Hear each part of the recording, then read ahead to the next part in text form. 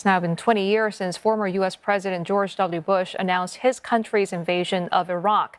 The conflict over the years altered how the U.S. views warfare and evolved its boots-on-the-ground strategy. The search for weapons of mass destruction, along with Saddam Hussein's purported ties with terrorist groups, were the pretext and justification for the invasion.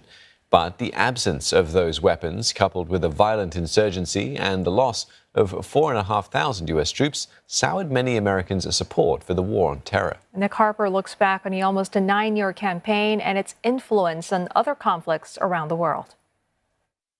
This hour, American and coalition forces are in the early stages of military operations to disarm Iraq, to free its people, and to defend the world from grave danger. So began America's 2003 invasion of Iraq.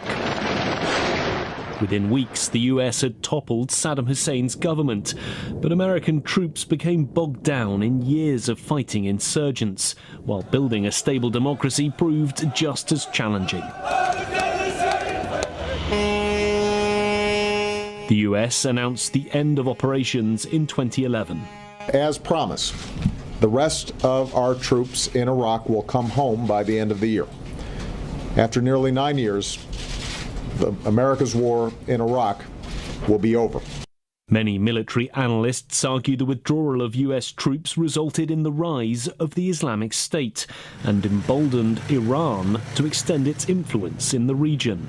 There were elements of success and elements of failure. I think most people looking back on it would say we should not have done that. They would not do it again just because of the long campaign that resulted. The Iraq War created a reluctance to put US boots on the ground in conflicts like Ukraine, and the WMD debacle led to a lingering caution to act solely on intelligence, something which Kansian says will have a bearing on how the US responds to any possible threats to Taiwan. I think there would still be a lot of skepticism about taking action before the Chinese actually conducted some clear operations.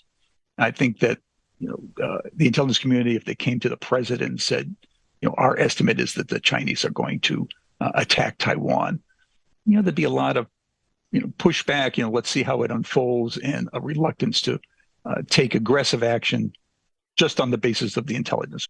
The impact of Iraq is still felt 20 years on. Even now, lawmakers are trying to repeal the open-ended legislation that authorized the invasion, arguing it gives presidents too much power to launch future military action. As time goes by, surveys show that more and more Americans feel the US should not have been involved in Iraq. Some believe that it only undermined US influence in the Middle East. And perhaps the latest example of that waning influence was shown earlier this month, when Saudi Arabia and Iran re-established relations in a deal brokered not by the US, but by China.